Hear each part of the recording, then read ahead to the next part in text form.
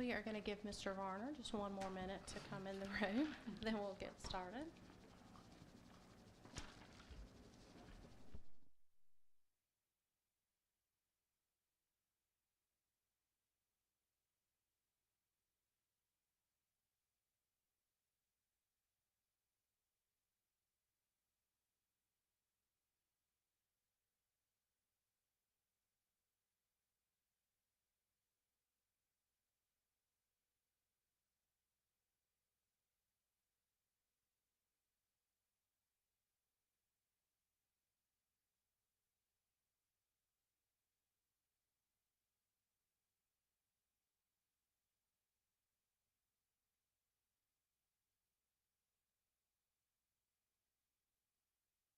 Of our agenda. So moved. Second. Thank you, thank you. Any questions about the agenda? All in favor, raise your hand. That's approved unanimously.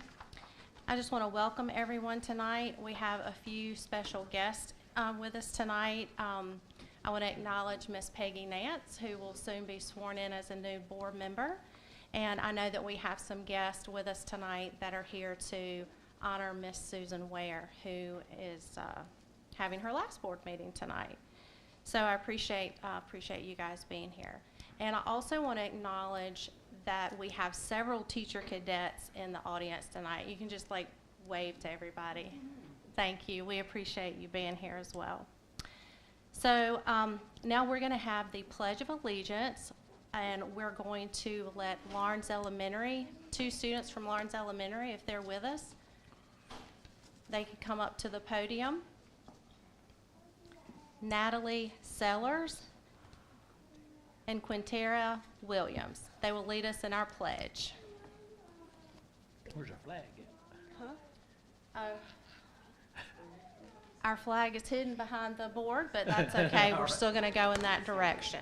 Please be standing.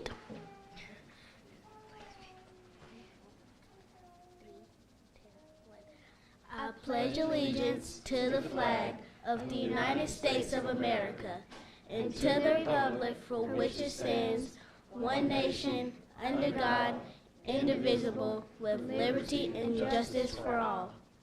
Please be seated for a moment of silence.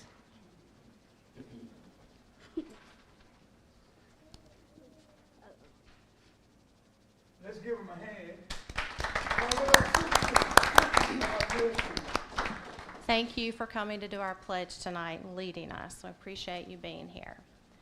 So now we've got a special recognition, and Miss Susan Ware has decided to step down, and so we want to recognize her tonight for her many years of service, hard work, and dedication to the board, to the district, to the community, and most of all, for always striving to put the students first. Ms. Ware, if you and Dr. Thomas could come in front, that would be great. Ms. Ware's time on the District 55 board has been impressive. She took office in 1993. She has served 7 consecutive terms. Ms. Ware was the first African American to serve on this school board. While on the board, she has served in various roles. From April '99 through April of 2003, she served as vice chair. In June 2007, from December of 2012, she served as vice chair. And in February of 2013 through December of 2018, she served as chair. Ms. Ware has also been recognized by the South Carolina School Board Association on several occasions. She has reached the South Carolina School Board Association Boardmanship Institute 6, Level 6, which is the highest level available. Ms. Ware will also be recognized in a few days from the South Carolina School Board Association for completing service of 30 years to the school board. Ms. Ware, it has been an honor and a pleasure to serve with you, and I wish you well in all your future endeavors.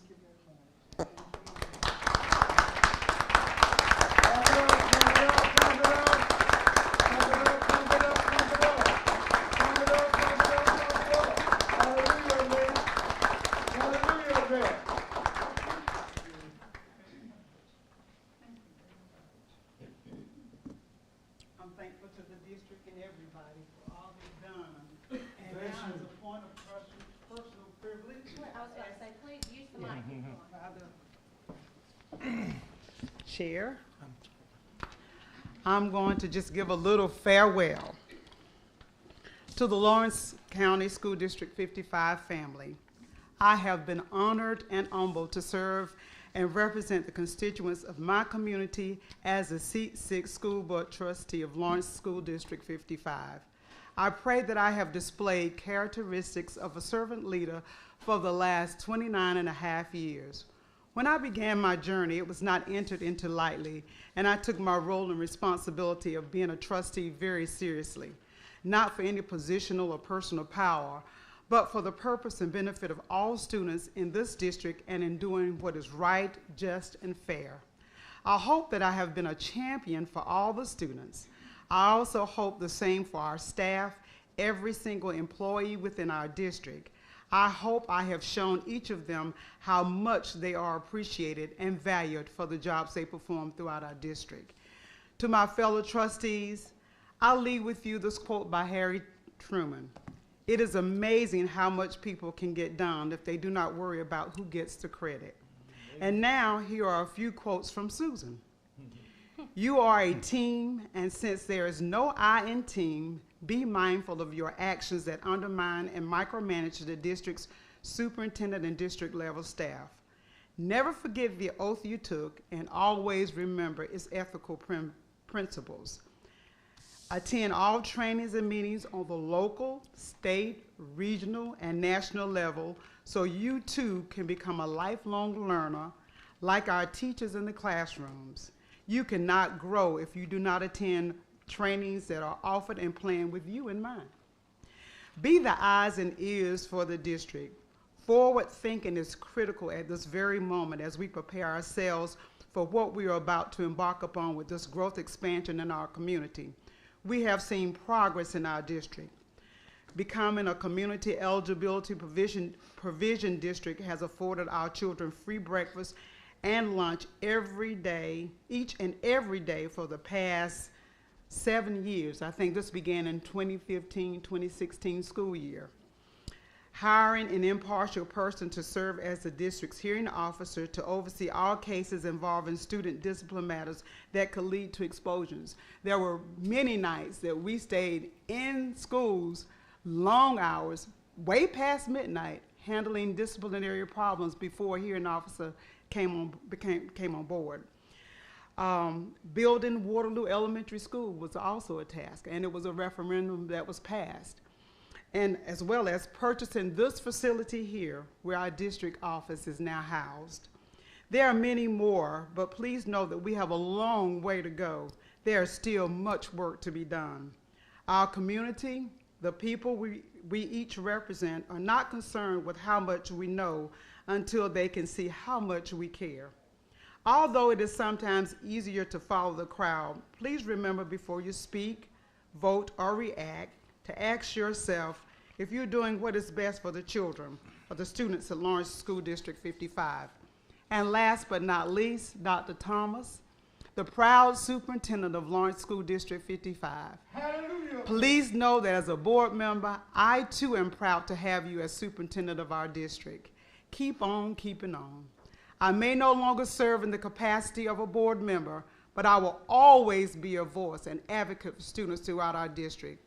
I plan to continue volunteering in our schools and attending meetings when my schedule allows. I also hope that along this 29-and-a-half-year journey, as I put students first, I pray I have helped someone along the way, even if it's just one that may have been touched by something I said or did, and know that I will always be willing to go a second mile. God bless, and thank you, everyone. Thank you. All right. Pump it up, pump it up, pump it up. Pump it up, pump it up. Pump it up, pump it up. Pump it up, pump it up, pump it up. Hallelujah up there. Just know that I do love this district. Bless you. Thank you, Ms. Ware, and thank you for your service. We're going to move forward now with the approval of our minutes and our the minutes for the work session and our meeting that was held on October 24th.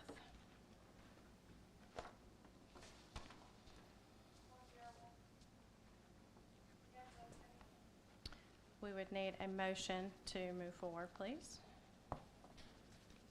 Move to approve the minutes as they're presented for both the work session and the meeting on October 22nd. Second. 24th, excuse me, of 20. 24th. Thank you. Any questions? All those in favor, raise your hand. It's unanimous. Thank you. Now we're going to move to our school report, Lawrence Elementary, with Mr. Carlos Littlejohn. I've only just a minute, only 60 seconds in it. Forced upon me, can't refuse it. Didn't seek it, didn't choose it. For it's up to me to use it. For I must suffer if I lose it. Give an account if I abuse it. Just a tiny little minute, but eternity is in it. Good evening. Good evening. That particular poem is written by Dr. Benjamin E. Mays. He's a native of Greenwood County. And so that poem just talks about taking advantage of the time that you're given and maximizing every moment. So if you would, for the next 10 minutes or so, indulge me as we talk about Lawrence Elementary School. Our theme this year is "It Still Takes a Village." The phrase "it takes a village to raise a child" originated from an African proverb and conveys the message that it takes many people, the village, to provide a safe and healthy environment for children. The village provides the security that children need to develop and flourish and be able to realize their hopes and dreams. Just a little bit about our school demographics. We currently have about 504 students. We're about 47% white, 40% black, and roughly 13% Asian, Hispanic students. Continuing on with the demographics, we roughly have about 46% females and about 54% males. As most of you all know, we have pretty much two schools in one. We have a Montessori program as well as a Scholar program. 60% of our students are Scholar students and 40% of our students are Montessori students. So roughly 300 Scholar students, 200 Montessori students. One critical aspect that we focus on is school safety. And there's several bullet points. I'm not going to read them verbatim, but there's several things that we've done to focus on school safety. Back in the summer, myself, our secretary, Ms. Tucker, Officer Richardson, our school resource officer, we attended a reunification training session at Clinton High School. On Tuesday, August 9th, Officer Richardson, he also conducted a safety meeting at the school when the teachers returned so that we could talk about and review the school-wide safety procedures. Officer Richardson conducts daily safety inspections and periodically meets with the administrative team to discuss school safety and security. And he was excited, he was ecstatic about the fact that we actually purchased a ballistic shield that he had talked to us about for months at a time. And so when we were able to secure the funds to get it, he was overjoyed. As a matter of fact, he takes it out from time to time and attempts to use it. Does he not, ladies? We also conduct the required emergency drills on a monthly basis. In regards to high quality instructional strategies, we do several things that focus on improving and enhancing the instructional program. We engage in collaborative planning processes with our instructional coaches, Ms. Bales and Ms. Dyer, to articulate the what and how of instruction. We also focus on training teachers to utilize a new curricula to enhance their instructional practices, as well as summarizing available data to enhance teachers' instructional practices. We're fortunate enough to have 3 academic interventionists, Ms. Coggins, Ms. Gregory, and Ms. Maney, to individualize instruction and assess specific skills for targeted students that the teachers and the administrative staff have identified. We also provide specific professional development opportunities to enhance teachers' instructional practices, and we also promote shared governance. We have a 21st century after-school program where we have 30 targeted students that receive supplemental instruction during this program to increase their academic achievement. And our school counselor, Ms. Howell, She focuses on standardized test-taking practices during her guidance lessons, as well as provides long-term strategies for coping with anxiety and depression. Just a little bit of information about our SC Ready ELA test results. We looked at the last 5 years. As you all can see, in 2020, there was no overall rating, but from 2018 to 2019, you can see the upward trend. And then in 2021, 2022, there was an upward trend as well. And we're still in the process of doing some things at the school level that's going to actually enhance and potentially increase the test results in the spring. As you all can see with the math test results, it took a slight decline. In 2018, 2019, it was slightly stagnant. There was a 1% decrease. 2020, again, there was no overall rating. But in 2021 and 2022, as you all can see, we were back on the increase. There was an incline as far as those students that, 3rd through 5th grade students that met or exceeded expectations. Now, just a brief glance at LES. Mr. Frady.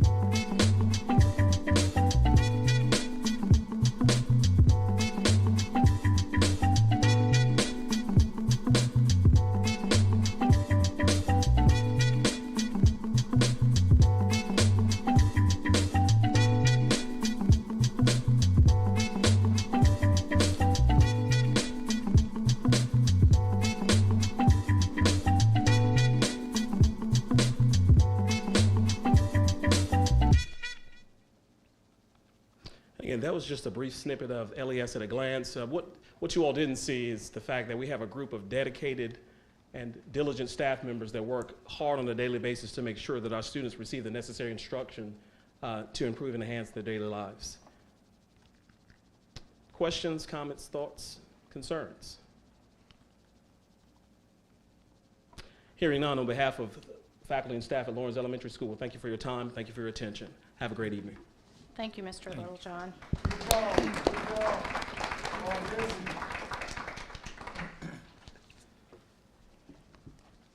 All right, Dr. Thomas, I'll turn it over to you for the superintendent's report.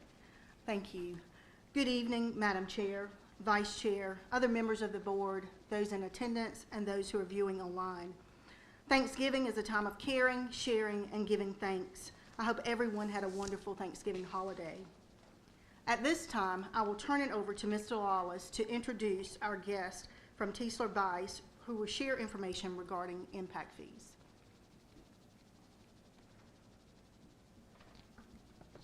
Good evening. Good evening. I guess everyone here is no stranger to the fact that we're going to have to deal with some facility issues in the near future, and that's the whole point of the work sessions that we've been having with Mr. Thompson the last several months. As part of that discussion, I know one of the topics that has come up would be the potential for requesting an impact fee to help cover for part of those facility costs. An expert on that matter would be Carson Bice with Tischler Bice. They are a consulting firm that works with districts like ours and municipalities to conduct the studies necessary to determine whether that is a feasible option and the kind of impact that an impact fee can have. And Carson has been gracious enough to agree to join us by Zoom tonight. He was not able to be with us in person. But I believe that we've got him set up, and I'm just going to kind of turn it over to him and let him go through that process for you.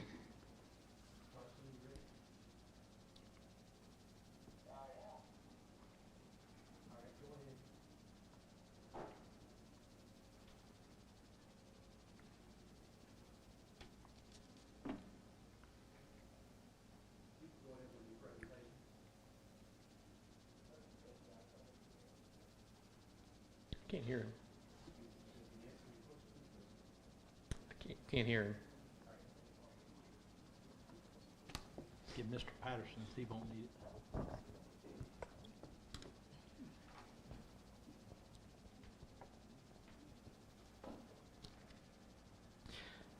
it. Carson, I believe what we were hoping to hear from you this evening was just to kind of get a high-level overview of the process that the district would have to undertake if it were to pursue an impact fee, and then how Tischler Bice could help us navigate that process if that's what they chose to do. Sure. Just give me for a second. I thought I prepared a presentation. So, yeah, well, first of all, I'm Carson Bice. Still can't hear. Join you tonight. Our firm is based in Bethesda, Maryland, and Boise, Idaho, and we're the national leaders in preparing impact fees. And we've certainly prepared more impact fees than anybody in South Carolina. We've prepared the only school impact fees in South Carolina that I know of. One of the things with impact fees is we have to satisfy 3 prongs of a legal test. One is we have to show nexus or need. So what that means is we have to document within the study itself that the district growing, that growth is going to need for either the construction of new schools.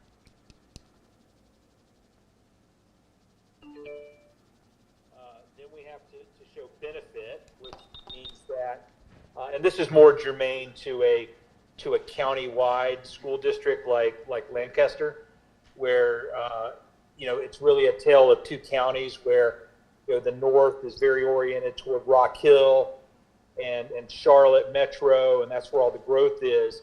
And so for the benefit test, we have to evaluate whether we need to establish service areas. So I don't think we would have to do that in your school district, but in the case of Lancaster, there is no growth to the south, and so we can't collect an impact fee in the south and then build capacity in the north for which that fee payer received no benefit. So that's one of the prongs of the legal test. And then finally, we have to show proportionality, and that's why the fee schedule varies by type of unit. So single family has a fee compared to multifamily compared to mobile homes in order to make the fees proportionate to demand.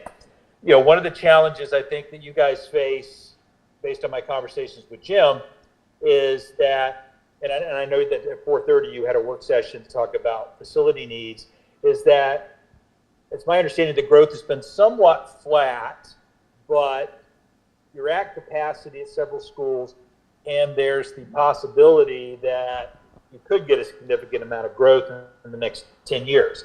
And so we're waiting to hear more about what presentation you heard today in terms of seeing if it makes sense for the district to pursue impact fees, because the last thing you want to do is get into a situation where you adopt an impact fee and then you can't spend the money, and then you're in a refunding situation.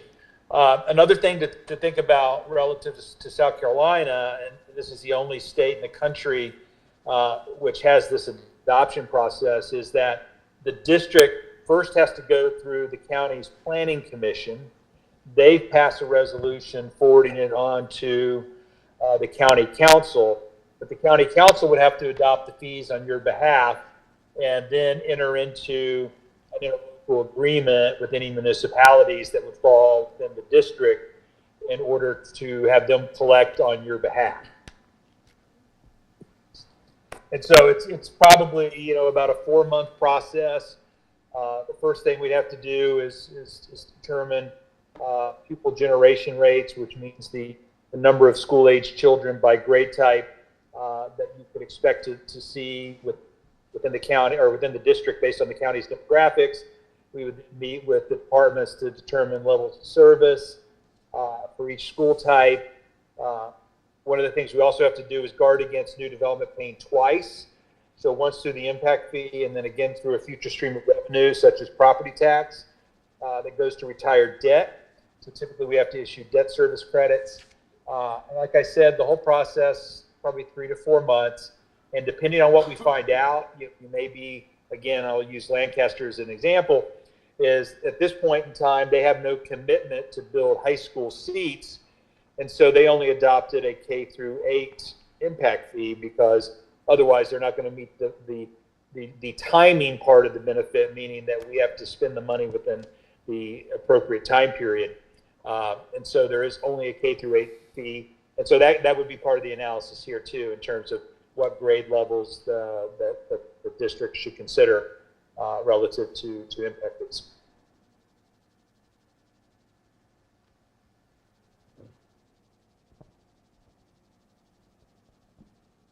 Okay. Did you have questions, specific questions that you would like to ask Carson while we have him here? I have a couple of questions.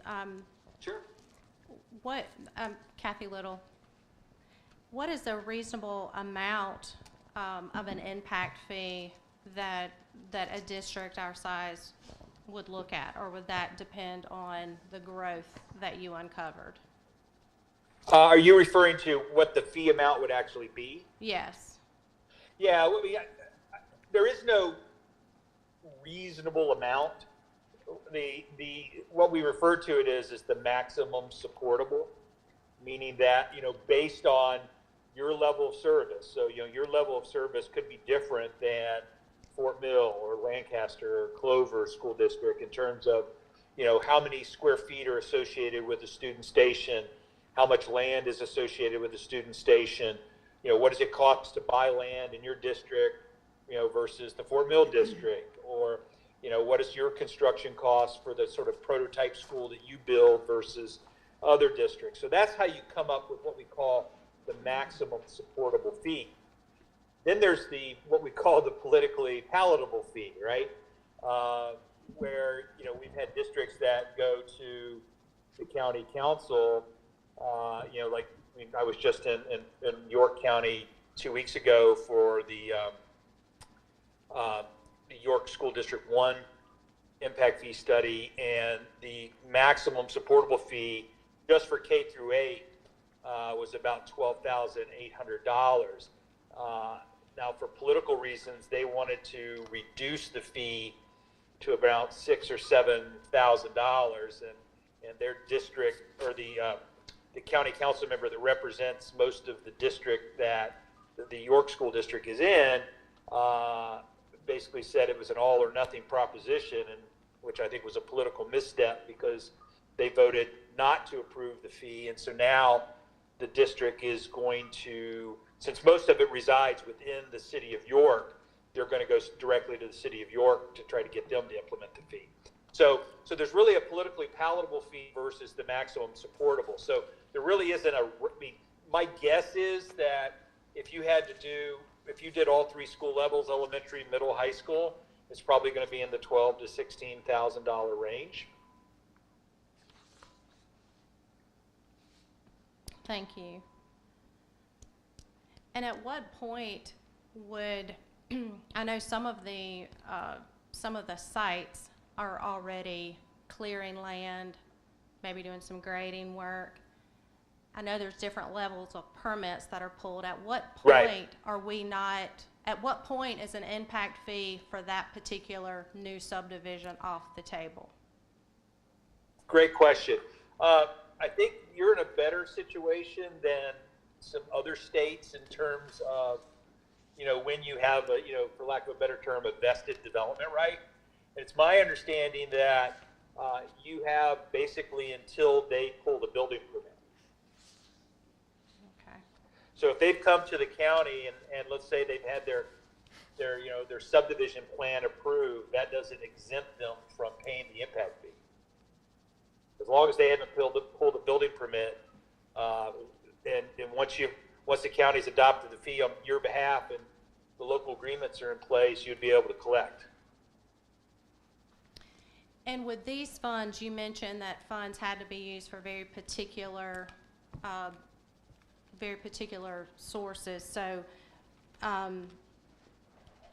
would funds be available to do any sort of remodeling, or would all have to go into new builds, like building on new classrooms or new science labs? Yeah, that's the safest way. I mean, not to say that you couldn't use it on a remodel, but the caveat is that remodel has to expand student seats.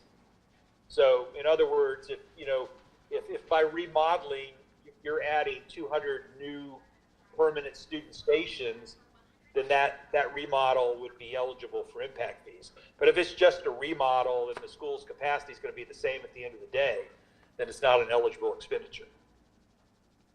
Okay, thank you. This is Todd Varner. We've also been working with a consultant and have had a demographic study already done, and have had some, are dealing, you mentioned our work session earlier, how much of that can be utilized in anything that you would help us with, or how much of that do we have to redo Some of again? it can be used, probably the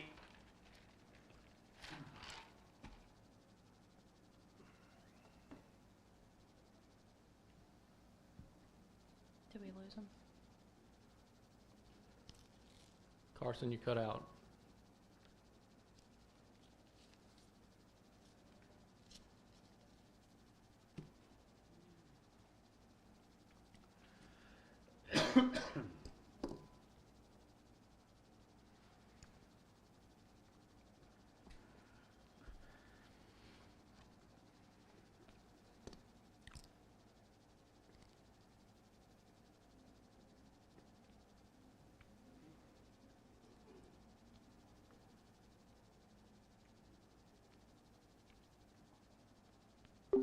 We'll try to get him back.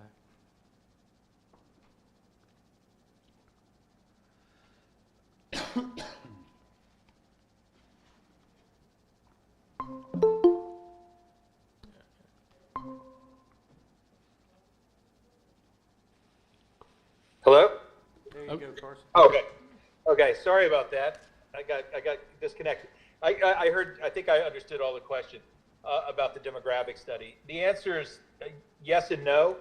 I'd have to look at the study, but when we've seen these before in South Carolina, the only thing we can really utilize is the enrollment projections, which is part of establishing that nexus. But we have to do our own demographic analysis to come up with the student generation rates.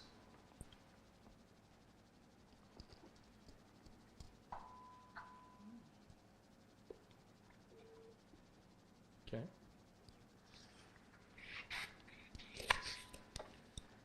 Do we have any more questions for Mr. Bice?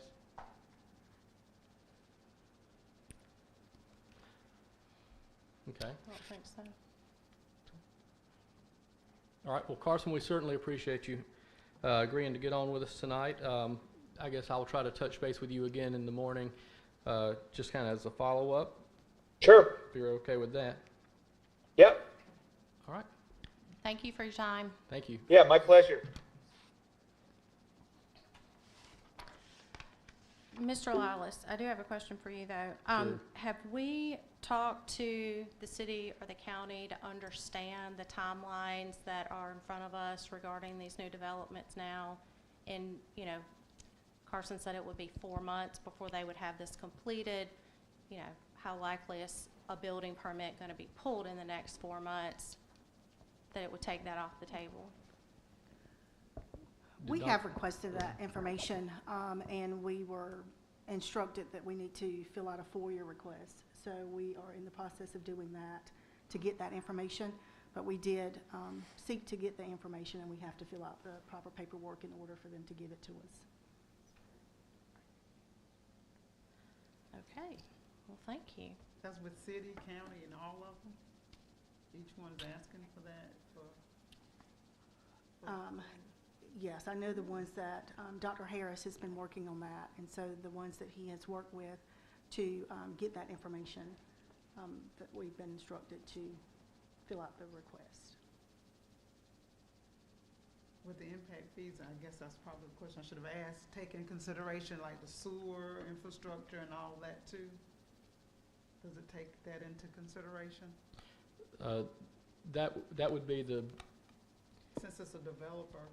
well, that a county or city can also assess an impact fee or whatever organization that is installing it, say in the case of the city, CPW, could work through the city, likely for something like that.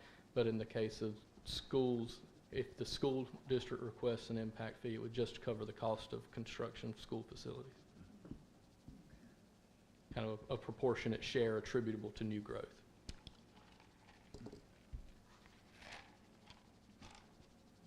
Okay. Anything else for me? Thank you. We do have that listed for board action. So at this point, board action, you're asking for us to approve that we move forward with working with this particular company Well, to do the impact study? Yes, ma'am. That would be the question. What Mr. Bice has agreed to do, I believe that he has submitted we've requested and received a proposal. That proposal is about $36,000 to engage in the full impact fee study. What he agreed to do kind of informally was to, once we receive the information from the demographic study, to kind of provide him with a copy of that, so that he could just say kind of thumbs up, thumbs down, whether it's something that he thinks is even something that would be beneficial, depending on the level of growth and the timeline for that growth, because not only when you assess the fee, you have to use it within a specified amount of time, and so that amount of time, if you're spreading out growth over 10 years, you pretty much have to be, the way I understood it from him, and I can clarify that, is you have to be committed to spending it in like 3 years. So looking at not only the approved subdivisions, but the kind of projected timeline for that growth, it may be to the point that it would contribute so very little to the cost of construction at the time that we need to do it that it wouldn't add a lot of benefit. So he agreed to kind of as a lesser engagement to kind of provide us with a quick look at it. If he says that it's worth pursuing, then we would ask the board to approve a contract to pursue the larger engagement. So basically, he's agreeing to do task 1 on or would that be task 1 and 2 on the proposal? I don't have a copy of the proposal, but Okay. But I just asked him, in a telephone conversation, asked him, I said, well, can you just tell us, I said, because we really don't know. I said, the areas around us in our state that are actively pursuing have growth exponentially greater than what we're looking at. They're needing to build a new school every 3 years in their district, and that's not where we are. So the question is, are we to the point that an impact fee would be beneficial enough to pursue the process? Because he says that it's not really for everybody. Right. A slow, steady growth is not really the scenario where those are very beneficial.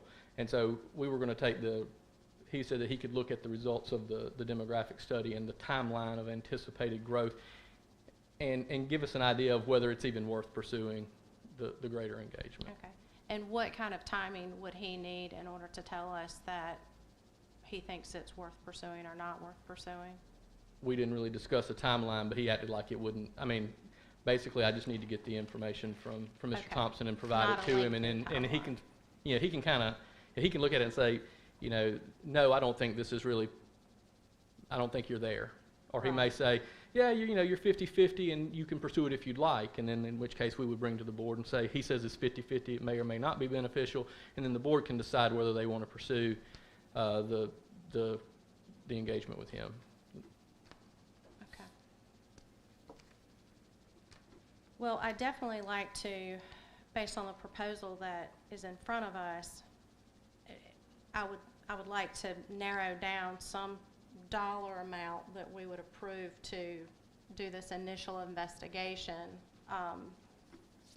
What was Theo DeBose? He was here, so how does his differ from what they're presenting? He just really came in just to provide just some general information about impact fees, not from an attorney's perspective, not necessarily from a company that actually does the studies. Correct. Is And that Mr. correct? when excuse me, when Mr. DeBose came and spoke to us, he had presented a presentation on impact fees. The PowerPoint was available online, and since we do business with him already and he helps us in other capacities, I asked him if he would share what he knew.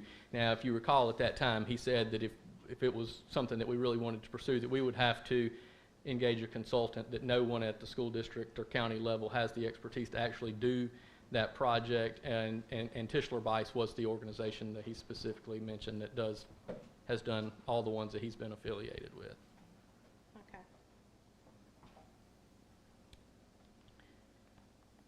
Okay.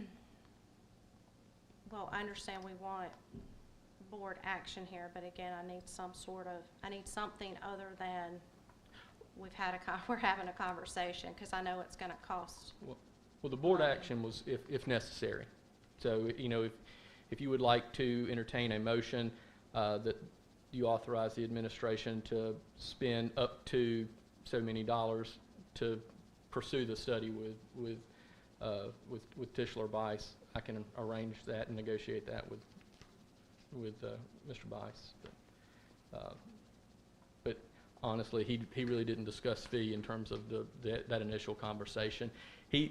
In the most recent, as of last week, he was saying that, he could even potentially come and present, like at a work session with the board prior to entering into that contract. So, I'm assuming that we would pay him for that time that he spends, but it would be significantly less than the cost of the actual engagement. Well, I think it's prudent that we have the conversation with him. I also think that it's prudent that, depending on what that conversation is and what the outcome is, if in fact he says this is likely something that you should pursue, I think that we would need to have a special called meeting, whether it be a phone meeting, in order to pull the trigger to get the wheels in motion, because otherwise we're not going to be talking to one another again until the end of January. Yes, ma'am. And I think that would interfere with the timeline. So, well, like I said, I will speak with him again tomorrow, just kind of as follow-up, and if I can get him, have permission to send the information from McMillan, Paston, and Smith along to him, we can go ahead and get that ball rolling. And then he said that he could, he couldn't work it out with his schedule or anyone else in his office to actually be here in person tonight, otherwise he would have been. But we can get him in, and it could be that a work session is the appropriate, or work session followed by a called meeting or whatever, so that you could really engage in some dialogue. But it's just whatever you would like. okay. But he's been very agreeable to work with us. I think we really need to get moving on this soon. I mean, the quick math says this could fund 10 to 20% of what we talked about earlier, right? Right. Depending on the number of home starts, right? So that's certainly not all of it, but it's, Right. It starts adding up. Well, and then and part of that is looking at your current needs. So if you, and he could clarify that additionally, but if you already need a school, the impact fees can only cover the proportionate share attributable to new growth. Yeah. So, if you're building, if you need it now and you're going to build for what we have plus 10%, then maybe you can use it toward the 10%. But he could kind of clarify that better. But it's not just how much money can we impose and use and keep. It has to be direct, it has to be proportionate to the current population versus the new population. Well, what we heard earlier tonight, this afternoon, there's no way this fee covers 100% of our forecast growth. No, It covers about 10 to 20% of it. Yeah, and then I think that and I may be way off base here, but I'm thinking that in the really high growth district areas, it's still only in that 20% range. So just throw it out there that, hey, this is not the answer. This is not the golden ticket. It's definitely not a golden ticket. But we do need The question is, to what extent can it assist, and is it worth pursuing? Does this board feel like that it's something that they want to request of the county? You know, is it something that you find beneficial? Another thing that, and I think it's what he was talking about when he cut out for a while, or when we couldn't get it loud enough, was he was talking about using it at different grade levels. You know, because you can only assess the fee within the attendance zone. So, you know, if you're looking at, you know, that's the district he was referring to did like a K-8 because that was their most immediate need. And but you know, for us, if you wanted a fee that would be assessed everywhere in the county, we only have one county, or everywhere in the district. Excuse me. There's only one district-wide school. Unless we At this point, unless you choose have one of the, there one are middle options. school, right? There are scenarios in the capital improvement plan that call for some additional countywide facilities. So, or I keep saying countywide, but I mean district-wide every time I say that. But if you want to, if you're looking at the ability to assess a fee district-wide, would have to be used toward a district-wide facility. Well, I think, I don't know that you need our permission to have a conversation with Carson if he's willing to talk to you and say, you know, Sure. we think you should or shouldn't do this. But I do think time is of the essence to circle back quickly, and then we can Well, a critical reconvene piece at of a that later conversation with him is the information we are really still in the process of receiving. So, you know, he has to have the growth projection, the timeline of the growth projection that they've been kind of pursuing as part of their study. So I can turn that information over to him, and we can, I don't see any reason why. I mean, I can't, it won't take me long to move toward giving it to him. It's just a matter of whether he says that that's, you know, but I don't think that that's a detailed calculation. I think what he's agreed to kind of spitball it, just to give us some good information to determine whether it's something that we really want to pursue in a meaningful way. When I asked about him just coming in for a work session today, he was like, you know, should we go ahead and schedule a work session? He said he didn't think we were there. He needs additional information. But I know that the capital improvement plan, in the grand scheme of the process, outside of Tischler Bice, but in the presentation that the district would take to the planning commission, the capital improvement plan that is still in draft form is component number one. I mean, that's the first thing you have to have. You have to say what it's going to cost you. I would think that draft form that we saw today at the work session would be enough information for him to say yes or no, and that, so. yes. For Mr. Bice, yes, but obviously Right. for the Right. planning commission, you kind of have to choose a scenario. Right, understood, Yeah. understood. I suppose any study effort here would also not be budgeted, right? No, sir, that's why you need action. That's why we need you, right? No, that's why you need to. That's why you need to vote. I think we ought to at least authorize and say, yeah, go do it, because otherwise. Well, that's the thing. I mean, are we gonna authorize $35,000? Or are we gonna authorize $5 for him to have a conversation? So, At this point, my recommendation would be allow me to have the conversation with him, because you're already going to be looking at a called meeting to actually authorize the engagement, because he's going to want to talk to you and give you more information than what he's going to give me in this spitball session. I would not personally recommend that. I wouldn't require it today to move forward with what I've said I would do. Only if you really wanted to pursue the engagement would I take board action. okay. I like your recommendation.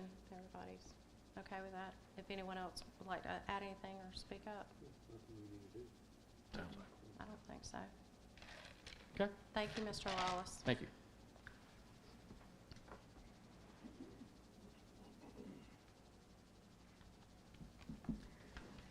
It's hard to believe that we're now at the end of November and that we've issued second 9 weeks interim reports last week. Schools have continued to work diligently on building their community, setting high expectations, focusing on data and high-quality instruction, and improving student achievement for all students. Aligning to Goal 1 instruction and Goal 2 staff development We have launched various new curricula along with interventions offered to students based on their needs as well as their strengths. We have been focusing on remediation as well as acceleration. We've also worked hard with implementing HMH into reading, HMH math, as well as many STEM and science initiatives. Additionally, under the leadership of Ms. Jennifer Abercrombie, Executive Director of Teaching and Learning, her team has worked hard to plan and conduct a variety of high-quality professional learning for our faculty. Topics include workshops on our new reading program, HMH M2 Reading, HMH Math, Algebra, Technology Tools, STEM, Standards Alignment, Writing, Science, using data to drive instruction, and training on required age-appropriate assessments. We continue to focus on moving beyond limits, erasing gaps, and building upon the growth of the previous school year. We remain committed to our goals and our mission of empowering and inspiring all to be educated and informed, which equates to us working diligently to improve and enhance student achievement for all students as we prepare world-class champions. On November the 21st, we held a legislative luncheon to show appreciation to our local and state legislators, as well as our community leaders. We also shared information about just a few of the wonderful things happening in Lawrence County School District 55, as well as how they might partner with us to help make our goals a reality for the students of Lawrence 55. This was also an opportunity for us to talk to our legislative delegation about the accomplishments, goals, and needs of Lawrence County School District 55. The luncheon created a time for meaningful conversations and collaboration. We shared some of the work that we've been engaged in for over a year in an effort to address and prepare for the potential growth. We're very grateful for all of those who were able to come and fellowship with us at our legislative luncheon.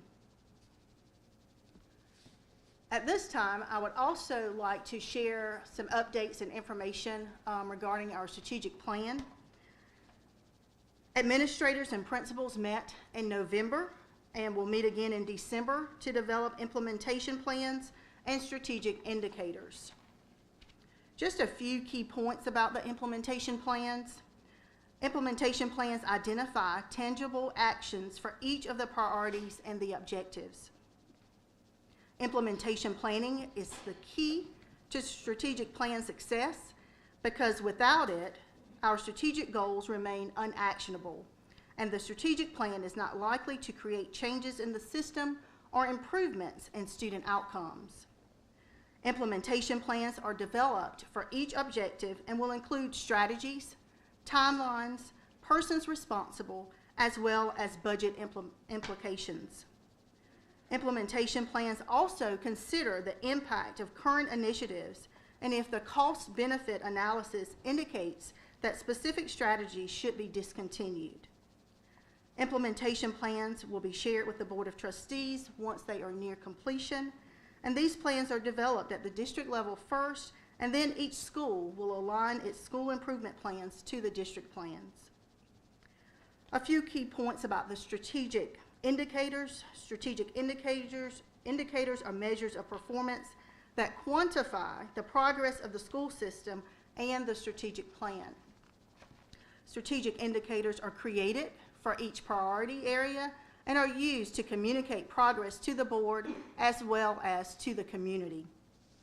Strategic indicators have three parts. There's a definition of what we want to measure, the tool used to measure, and a benchmark that states where we are now and our goal for the future. Development of strategic indicators is a technical process that educators engage in based on the study of past data and the understanding of the potential impact of strategies identified in implementation plans. Strategic indicators will also be shared with the board before finalization. We are continuing with our Parent Academy sessions. Our next Parent Academy session will take place tomorrow, Tuesday, November the 29th at 5 p.m. This is a virtual session presented by Brittany Chambers, the Beyond Abuse Education and Outreach Manager. The topics for this session will include information regarding the agency as well as community resources for families. There's a link and information on our website at www.lawrence55.org, or you can call our office at 984-3568. I hope that you all will join the session. Again, it's very hard to believe that winter break is quickly approaching. Please note that December the 20th is a half day for students. Breakfast will be served, however, lunch will not be served. The schools and offices will be closed for the winter break from December the 21st until January the 4th, and students will return on January the 5th.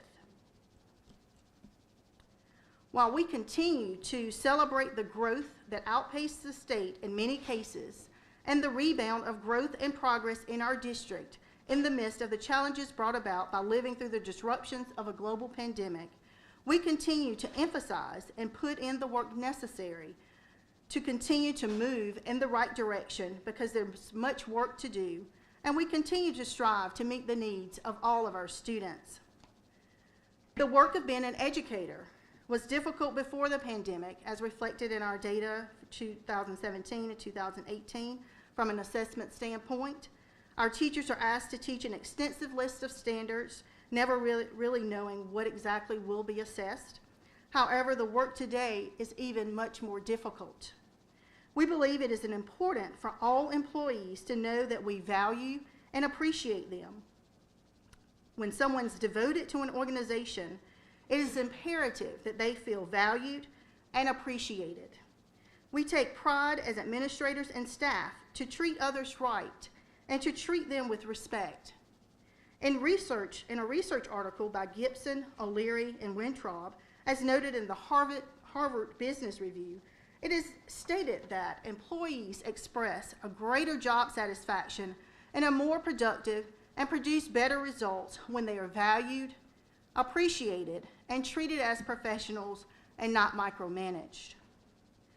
In an effort to show our appreciation, we've worked out a plan where we can use ESSER funds, the Recruitment and Retention Grant, and Student Nutrition Services funds to reward our employees for continuing to work hard and for choosing Lawrence 55, as well as for working harder as a result of the challenges of the pandemic.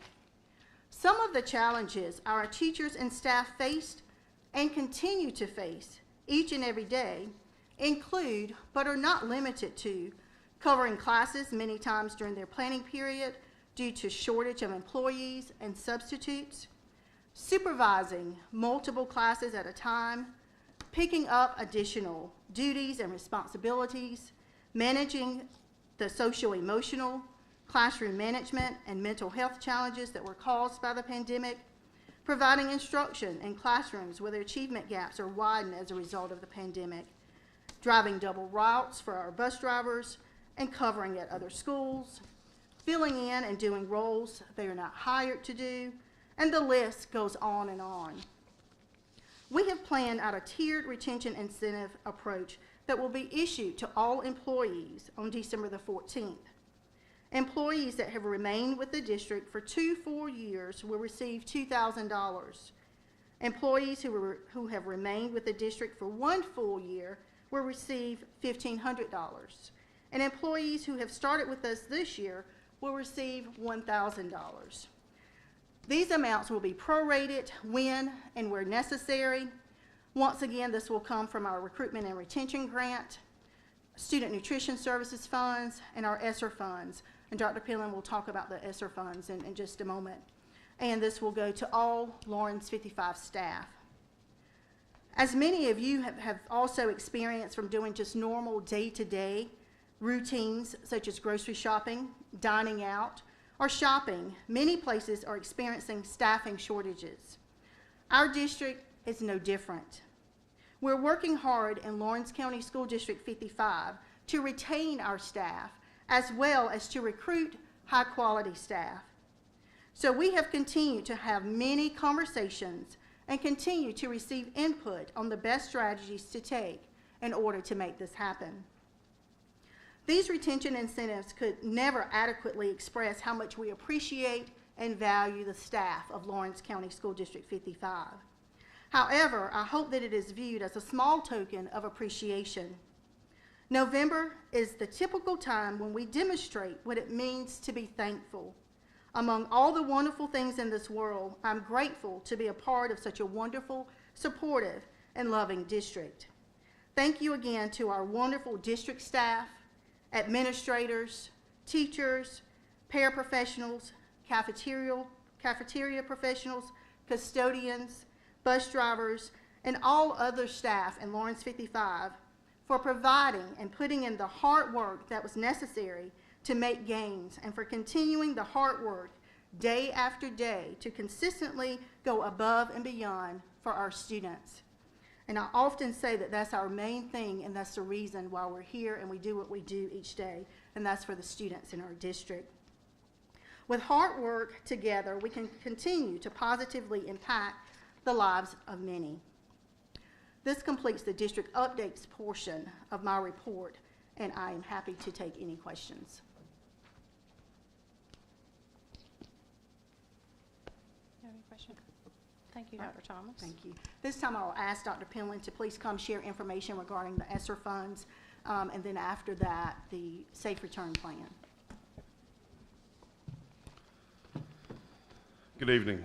Good evening. At your place, I added a piece of paper behind your agenda that added another column to what was included in your packet. It's labeled APR, ARP, ESSER 3 Proposed Amendments. That is the document that was included in your packet, and I had asked Ms. Wilson to cut off one of the columns by accident. And so, did everybody get one? Yes. Okay. And so, basically, I'm about to submit the ESSER revisions that is part of our $15.5 million ESSER ARP funds. Those funds will be allocated based on the new buckets. We have to reserve 20% in learning loss, which is $3.1 million. We'll be taking that down from 4.4 to a 3.9 million. And a majority of those changes are reductions in salaries that we had unfilled positions during year one. So it's not really cutting the services, it was just unfilled positions. And some of those other changes that you can see there, they're addressing some student needs. A lot of that was the travel training that we did not take during year one of those funds, and we'll be able to reduce the cost there. All in the kind of purpose to kind of put money where we needed it, but also to move the money for the retention bonus you just heard about. So those are the moves, the positive, negative moves there. And also we received a grant for air quality, and we had budgeted some extra there for air quality, but we still have a little bit left in ESSER 2. With that remaining ESSER 3, that will be able to allow us to complete the plans that we already have encumbered, and also a little bit extra there for any HVAC needs that we may have. Any questions that you have about any of the specifics of the moves for the $15.5 million APR ESSER 3 funds? Are any of these school facilities, line 12 and 13, are they included in what we heard earlier of the maintenance needs? Or? Line 12 is the addition at Sanders. Okay. Also with part of that being roofing. So we kind of lump that together. So however much it takes of that to do the Sanders addition, the rest of that is allocated for kind of go toward our roofing plan. Okay. So some of this is embedded in the earlier figure? Yes, sir.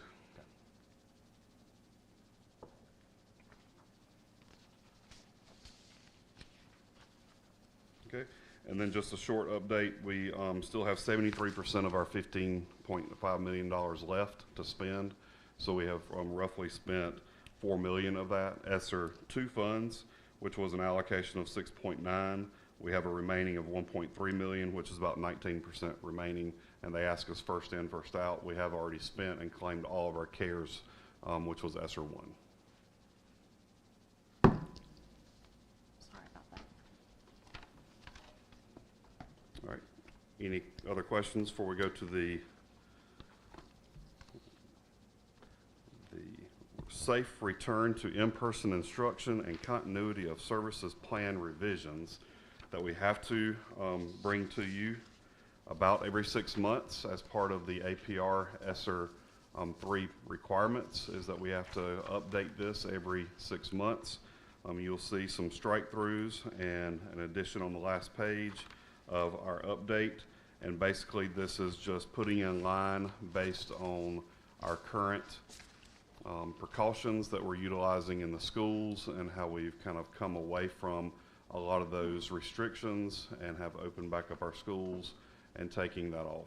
So majority of those strike-throughs are just kind of referencing and cleaning that verbiage up of what we're actually doing in the buildings. Was there anything specific in there that you had to? One of the ones that was kind of the issue was the masking. Only place that we're leaving that in is allowing if the student requests or is in favor of that, and also in health rooms.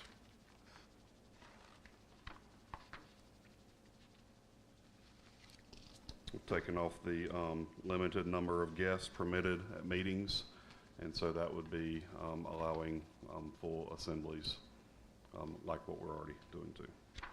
This one is up for board action so that we can put that and resubmit it to the state and update it on our website. All right, if we would like to make a motion for Dr. Penland on this safe return to in-person instruction. I make a motion to approve the revised 2022-2023 school year safe return to in-person instruction and continuity of service plan. Second. Thank you, Mr. Farner. Mr. Hughes, are there any questions? All those in favor? Thank you, that's unanimous. We've approved the motion for the return to in-person instruction and continuity of services. Thank you. Thank you, Dr. Penland. And I'll go on into board policy. Yes, thank you. And so whenever we have 4 policies up for second reading, we have BBBD, board member removal from office, IMDA, patriotic exercises, IMDB, flag motto displays, and JQ, student fees, fines, and charges, up for second reading. And I'll take any questions, and these will need to be up for board approval. Does anyone have any questions? If not, if we could get a motion for these policies.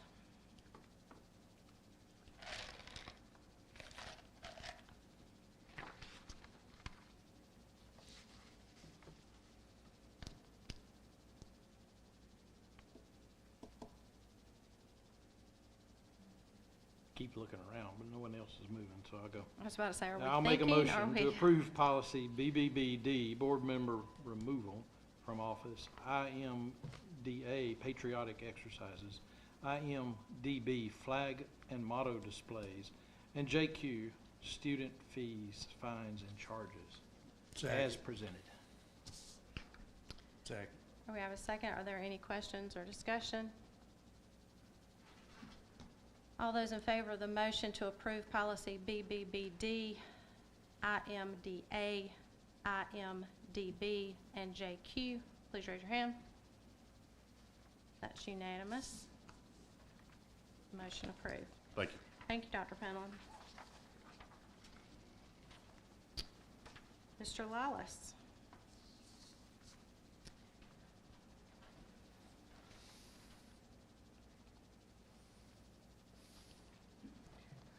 Not used to spending this much time at the podium. Good evening again. Good evening. David. Evening.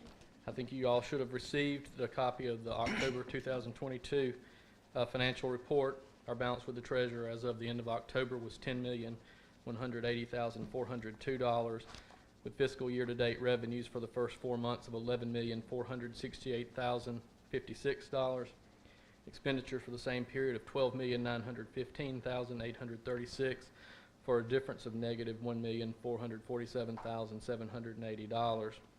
Our tax collections for the month of October were $1,227,325. Does anyone have any questions about the financial report before we move on? Tax collections seem to be up this year, is it?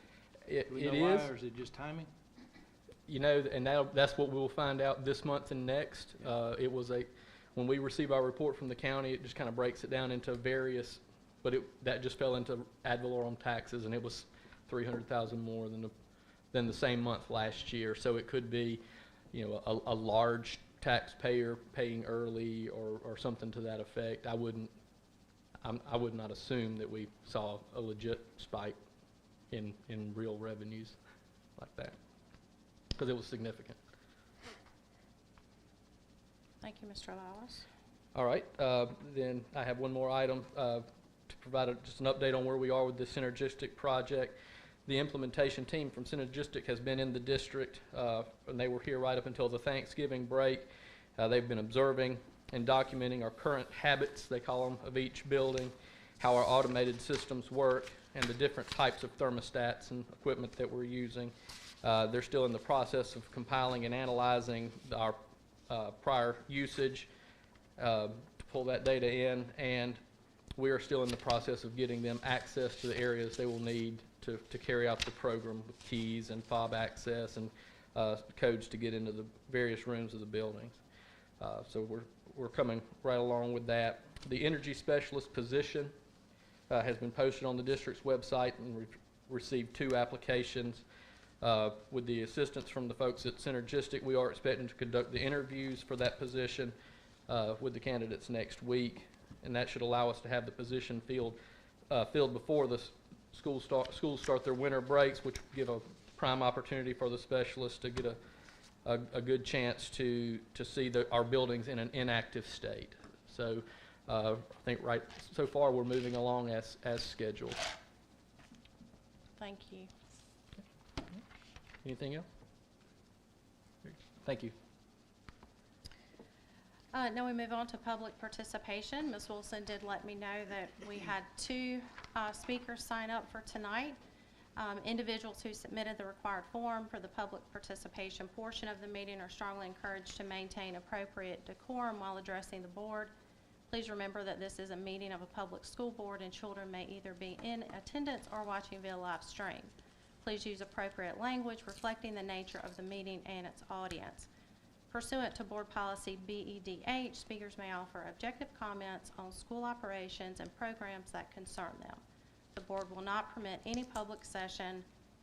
The board will not permit in any public session any expression of personal complaints about school personnel, nor against any person connected with the school system.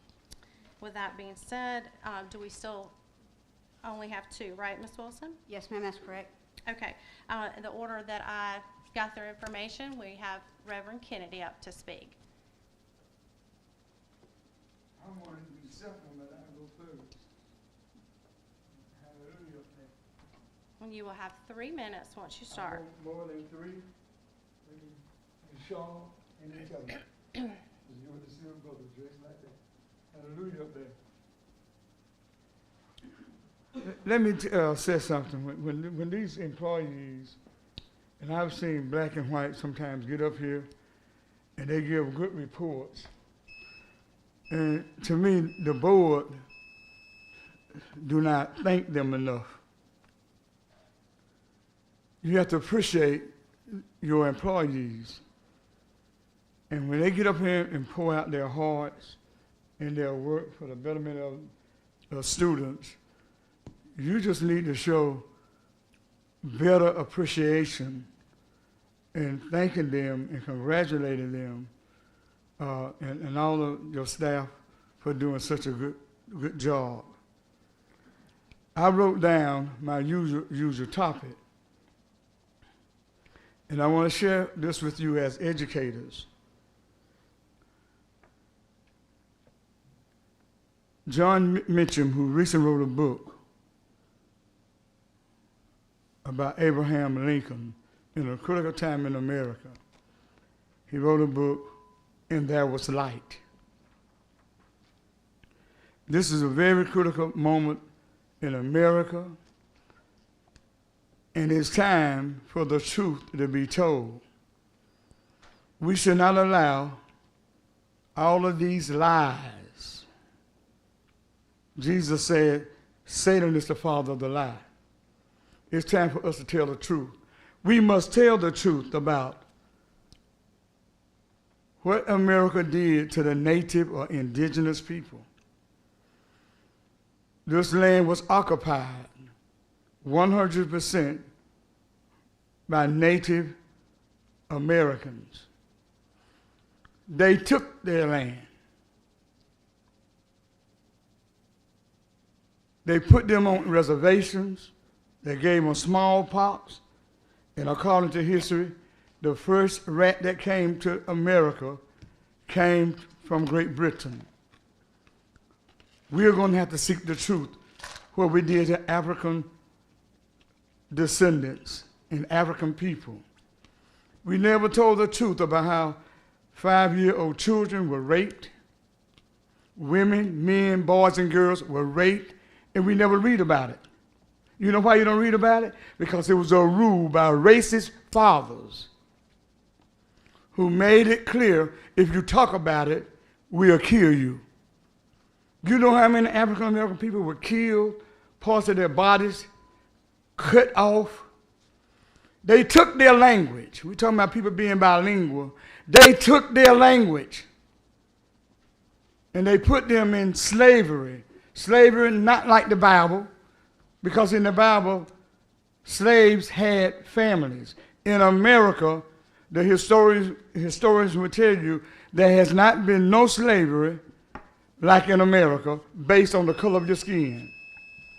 We never wrote about Thank you, Mr. Kennedy, for speaking tonight. Picnic. Appreciate you being here. pick a nigger and have a good time celebrating. Thank you for being here tonight. I appreciate you being here. Well, you know what? Mr. You, Fielder. as chairman, you ought to, and you got to stop all these students being called niggers in the school system too. Reverend Kennedy, we're not going to use that language, and you can Well, sit you know down what? now. Look here, Mr. Fielder, it's your time to always speak. used. It's always used. It's always used. Your children. We're not going to use it in this boardroom. Make your children stop using it. Let's talk about that. And trying to get rid of a school board member. Look Mr. like Fielder, thank you for being with us tonight. You have 3 minutes. All right, thank you. I feel a little bit ridiculed that you all didn't even take my suggestion to consider changing the name of this district. If the students are taught as they should be, some of them should be astute or inquisitive as to why the school has this name. And some of them, as they are finding out, white children are learning that it was named after Henry Lawrence, who was the largest slave trader in North America. So they feel emboldened and superior to call little black children niggers. And We will not use that language in this boardroom. I tell you, stop my time for a minute. Let me define that word for you. Let me define that word I for will you. not stop the time. You may continue Well, I'm going to speaking, define that though. word for you. Let me define the word so you'll know that it is a word to be used. And Henry Lawrence used that word. He didn't say nothing about no N word, get over there and pick cotton. He said niggers, get over there and pick cotton. Now, this is what the word We are not going to use means. that I'm word going in to this define this word. boardroom, and if you use it again, you can sit down. Okay, well, I won't use the word, but I'm going to talk about a word that means an unappreciated person, not worthy of respect, to be used for someone else's benefit. And we know who that was, and we know the reference to who that was.